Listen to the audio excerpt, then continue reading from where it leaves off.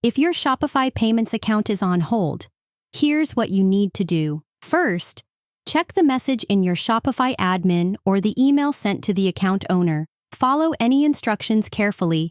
Only the account owner can resolve the hold.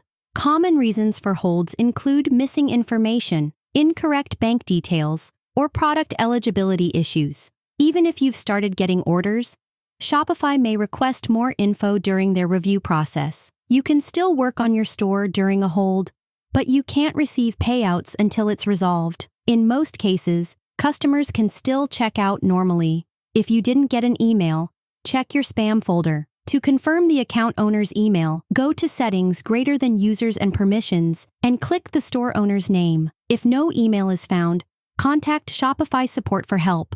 Always make sure emails are legitimate before clicking links or sharing banking info. To continue receiving payouts quickly, reply to Shopify's email and provide any requested information as soon as possible.